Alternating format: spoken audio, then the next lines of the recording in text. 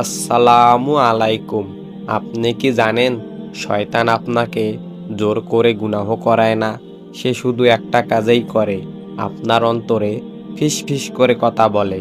এই ফিস ফিসকেই কোরআনে বলে ওয়াসওয়াসা।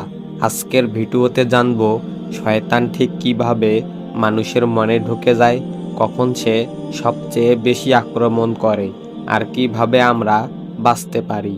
আল্লাহ বলেন যে কুমন্ত্রণা দেয় মানুষের অন্তরে। সূরা আন-নাস ৫। ওয়াসওয়াসা মানে হলো হঠাৎ মনে খারাপ চিন্তা আসা, গুনাহকে ছোট মনে হওয়া, ভালো কাজে পিছিয়ে দেওয়ার ভাব। রাসূল সাল্লাল্লাহু আলাইহি ওয়াসাল্লাম বলেছেন, শয়তান মানুষের রক্ত প্রবাহের পথে চলাচল করে। বুখারী, মুসলিম। অর্থাৎ সে খুব কাছ থেকে কুমন্ত্রণা দেয়। শয়তান কখন বেশি ওয়াসওয়াসা দেয়? রাগের সময়, একাকিত্ব, নামাজ ছেড়ে দিলে, গুনাহর পর, হতাশার মুহূর্তে। তখন সে বলে, আরেকবার করলে কি হবে? আল্লাহ তো ক্ষমাশীল। কিয়ামতের দিন শয়তান বলবে, আমি তোমাদের জোর করিনি, আমি শুধু ডাক দিয়েছিলাম। সূরা ইব্রাহিম ২২। অর্থাৎ দায়িত্ব আমাদেরই।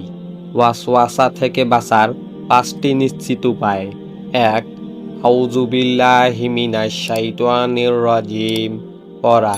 ২. নিয়মিত নামাজ। ৩. কুরআন তিলাওয়াত। ৪.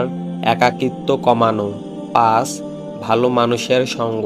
আল্লাহ বলেন, নিশ্চয় শয়তানের কৌশল দুর্বল। সূরা আন-নিসা ৭৬। প্রিয় ভাই ও বোনেরা, ওয়াসওয়াসা আসা গুনাহ নয়, তাতে সাড়া দেওয়াই গুনাহ। আজ থেকেই সিদ্ধান্ত নিন, শয়তানের ফিসফিস নয়, আল্লাহর ডাকে সাড়া দিব। ভিডিওটি উপকারী মনে হলে লাইক দিন, কমেন্টে লিখুন আউযু বিল্লাহ। প্রিয়জনদের সাথে শেয়ার করুন।